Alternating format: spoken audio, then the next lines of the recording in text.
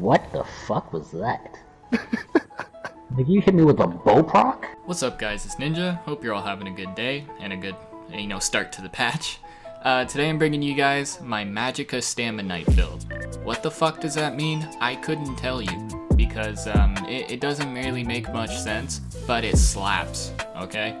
A lot of things happen to DK that makes it a lot more viable than it used to be. Borderline broken because of charged. I don't know why they did that. Charged and combustion just make this build ridiculous, and we're gonna take advantage of it. So if you guys like the build, like the video, let me know by dropping a thumbs up. Timestamps are always in the description. If you have questions, be sure to check that first. And if they're not answered, then feel free to comment and ask me. I will get back to you ASAP. And also let me know how the build works out for you guys. Hope you guys enjoy it. I've been having a blast on it. A few things are probably subject to change as the patch goes on, but I will notify you guys if anything does change. I doubt it will, because this is just so solid and I love this build. Couldn't wait to show you guys, so let's get into it. Alright, let's get into the build. First thing we need to do is go over the changes that have happened to Dragon Knight. Combustion has been changed, so now this gives 1000 magic or 1000 stamina, depending on the status effect you apply. So apply magic, or you apply burning, you get 1000 magic, you apply poison, you get 1000 stamina. It can occur every half a second. This is a really big change to Dragon Knight, and it makes sustain really, really easy. You have to run charged on a Dragon Knight. We're abusing this. You're a Dragon Knight, you're gonna run it.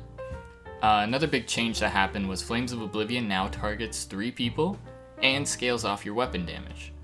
Combined with the charged, we can sustain this very easily without even being a magic spec, and do a lot of damage, since it scales with weapon damage now. We are also using Molten Whip. Again, with charged, very easy to sustain, gives us another extra 200 weapon damage-ish, and a really, really fat burst damage skill. Very, very good. That is what we're using on this Dragon Knight to make it really, really pop. Alright, getting into the stat sheet, we have 19k max mag, 28k health, 27k stam, 1500 stam recovery. Weapon damage doesn't matter, it goes up a lot. 26% weapon crit, which is actually pretty important. And our resistances are meh, but they also go up too, so I'm not too worried about it. Fully buffed up, we sit at 18k, and then with our extra stuff going, we sit at around 21. And our weapon damage can go up to 7k when we're fully buffed up. We got 64 points into stam. Sugar Skull, Serpent. Sugar Skull is probably the best food. You could run Lava Foot if you want to, but I like the extra max mag. Race, we are an Imperial. This is pretty important. We are using Charge to get magic back and stamina back, right? And then we're reducing the cost of all of our abilities. So if you're going to do a hybrid spec, sort of like this is really good. It's a lot of hidden sustain, and it really helps you out. We also get 2k max stam and 2k max health. Other races that would work, stuff like Dark Elf, Argonian, Breton. You could even make Redguard work, because combustion is just so stupid. You can make basically any race you want work, but Imperial, I think, is going to be really effective. Going into the gear, this is the most original build you've ever seen in your fucking life. Burning Spell Weave on a Dragon Knight, who saw that coming? We got 2 swords and charged.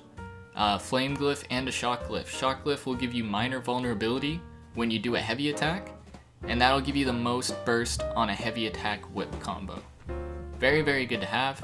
And Flame Glyph because, we don't have any magic weapons. Sometimes we're just light attacking and doing abilities, and this will give us back mag. What Burning Spell Weave does, 2-piece max mag, 3-piece weapon and spell damage, 4-piece crit, 5-piece when you do damage with the flame ability, apply the burning status, giving us back magic again, and giving us 500 weapon and spell damage for 8 seconds with 12-second downtime. You can have really, really good uptime on this if you front bar it. You don't want to have it active all the time, or else you're not going to have that damage boost when you really want to kill someone. Poisons, you could run poisons, but glyphs are cooler. Back bar, we got a Vatishran 2-hander. I never thought I'd see the day where I'd see Burning Spell Weave and Vate on the same build, but it's 2021. We got this in Nirnhoned. This would be better in powered or defending. I'm lazy. what this weapon does, when we have Rally active and we use stamina abilities, we can get up to 10 stacks, giving us 300 weapon damage fully buffed up. And it also has a nice AoE burst attached to it. This also can crit. Proc sets can crit now, this can crit. It smacks pretty hard. Monster set. This is flexible, but Blood Spawn is going to give you the best results all around on a Dragon Knight. There's just no arguing it. Blood Spawn is amazing. You could also go Balorgs. I've actually found a lot of utility in Celine's, primarily in a specific combo. So if we go up to a little Kagudi over here, buff up a couple times, hit this, and then medium weave whip. Celine's will go off at the same time and do a lot of burst damage. Celine's can also crit as well, and we have crit chance because of Flames of Oblivion, so that is an option if you want to be a little burstier. But Blood Spawn is the safe pick because it'll keep you alive against big groups and give you lots of sustain through Battle Roar. On the body, we've got 5 pieces of Daedric Trickery. Who thought of Daedric Trickery on a Dragon Knight, right? Really fucking original. So what this does, when you deal damage, you get 1 of 5 random major buffs. And all of these buffs are stupid. And if you haven't heard of Trickery on a Dragon Knight, then I don't know what to tell you. Burning Spellweave Jewelry. I'm going to make this 2 Swift. I've only got 1 Swift right now. 1 infused weapon damage, and then 2 Swift, probably weapon damage or recovery. You can change the glyphs depending what you like. I like a little more recovery, so I've gone with an infused recovery. This should be Swift though, as I said earlier. Traits for the gear. 5 medium is the minimum. You could do like 5 medium 2 heavy or 7 medium if you want. I find 5 medium 2 heavy to be the best all around, but 7 medium is pretty fucking spicy, so you could do that as well. Going into the skills are very important. One thing that you need to understand before we get into the skills is that Molten Whip gets a stack for every Ardent Flame ability that you use, something like Venomous Claw, Noxious Breath, or Flames of Oblivion. All of these abilities will give you stacks to your whip, and then your whip is going to crank someone. It's all about getting to that fat crank and just blasting a kid, alright? That's what you want. So we're starting out with Venomous Claws. This is the strongest single target dot in the game, one of them. It's just stupid damage. It's going to apply Poisoned on the initial hit, which will give us back stamina. And the poison damage tick from this ability will proc poison status again, giving us more stamina as the fight goes on. If it stays on a target for a long time, it'll give us a lot of resources back. Very good. Shattering Rocks. You can go with Fossilize. Up to you. It's both are good. I like Shattering Rocks because I'm a magdk main, and this makes me feel like a magdk. Noxious Breath. You could technically swap this out. This is the only way we're going to get pen on the build. You could technically swap this out for Whirling Blades if you want an Execute, but this has a lot of attributes that magdk playstyle has, and magdk doesn't have an Execute. So I don't feel like you really need one. I kind of like Noxious Breath more. Up to you. But Noxious Breath will do poison damage in AoE, apply a dot to everybody, and gives them Major Breach, which is a pretty considerable damage increase. I tried going the Magic Breath, but it just doesn't scale enough. It's kind of poopy on this build, so go with Noxious. Flames of Oblivion, we talked about this earlier, but it's going to hit 3 people, and it's kind of like a little dot you have going around. A really good way to combo this, Flames of Oblivion is technically our spammable, but sometimes you don't want to use it as a spammable. I know this sounds weird, but just run with me on this. So let's hit this guy a little bit. You can see Flames of Oblivion is about to hit 10. Leap. Boom. Okay? If you can time Flames of Oblivion's counter, it's going to fire at 15 seconds, 10 seconds, 5 seconds, and 0 seconds. See, right now it fires, and then you gotta wait another 5. If you can line up your burst with Flames of Oblivion going off automatically, that is very good. If you want to spam an ability and then line it up with Flames of Oblivion, you know, something like Breath in Flames, it's going to do a lot of damage as well. That's how you want to line up your burst using Flames of Oblivion. It can do really, really strong damage out of nowhere if you time it properly. And of course we have Molten Whip, which has some really, really dumb tooltips. Fully buffed, the tooltip gets to around like 22k, 24k, something like that. Let me see if I can show it. This isn't fully buffed up, but we're at 20k. Because we don't have Vatran procced and we don't have some other stuff going on. Very strong. Feels like a bow proc. Molten Whip's awesome. Take Flight. You could run the Magic Leap if you wanted to, but Take Flight just hits different. This shit smacks. I love Take Flight. Use it. It's amazing. Resolving Vigor. This is our heal.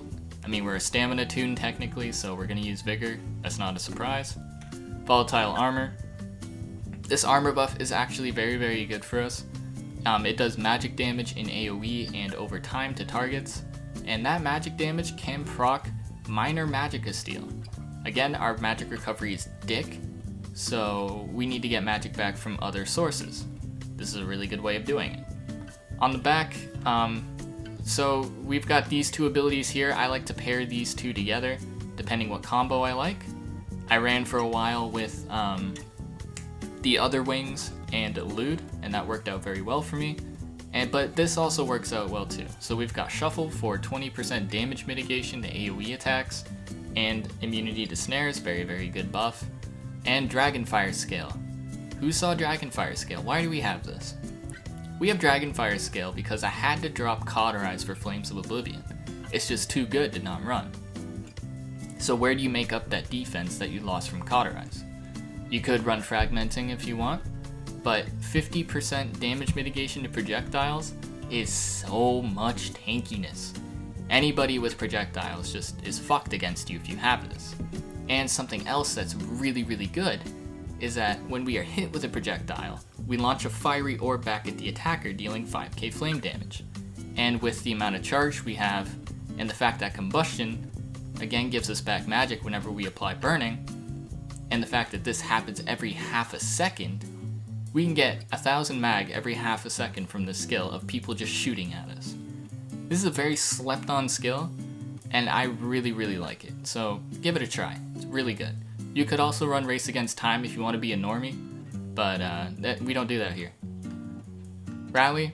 This is our damage buff, our burst heal, functions our Vatran, it's Rally. You know, what do you expect? Corrosive Armor. Best ultimate in the game, I love it. I love this fucking ult so much. Favorite ult. Corrosive Armor is amazing.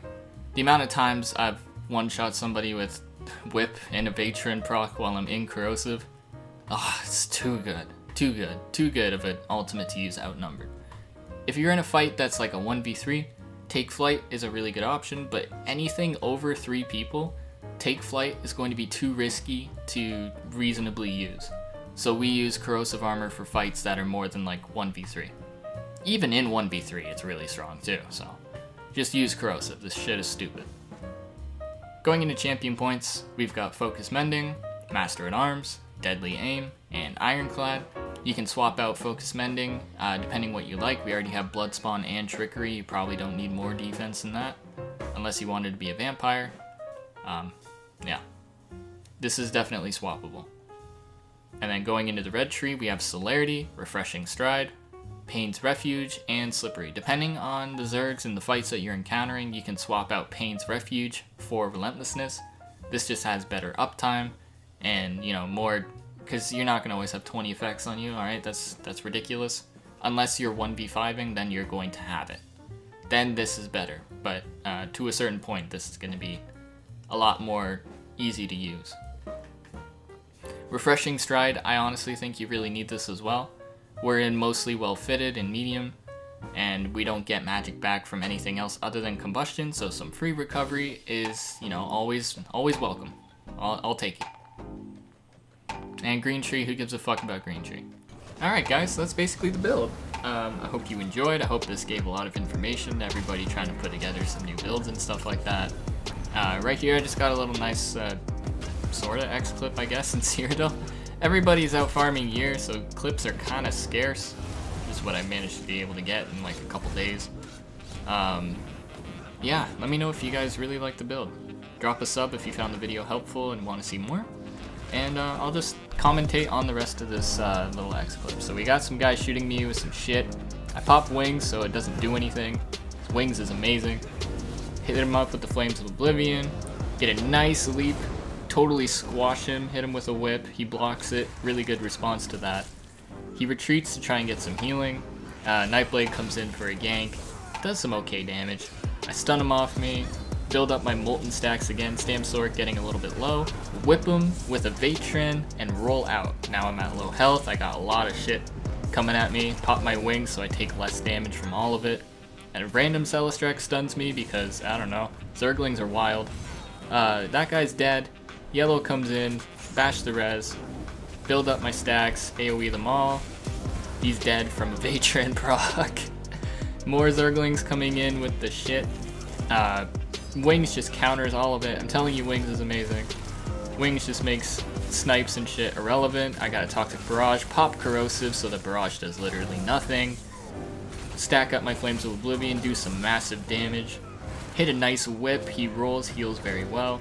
He's down, some guy's just launching overloads, I don't know. He's just going off. I take a little too much pressure, come back to the corner to heal. I heal up pretty nicely. Start to come back in. I should be building my stacks right now for Molten, but I'm not. And then the rest of the Zerg comes in, so probably gonna cut it here. Fuck these boys up. I'm pretty proud of this build. Yeah, that's all for me tonight. Peace.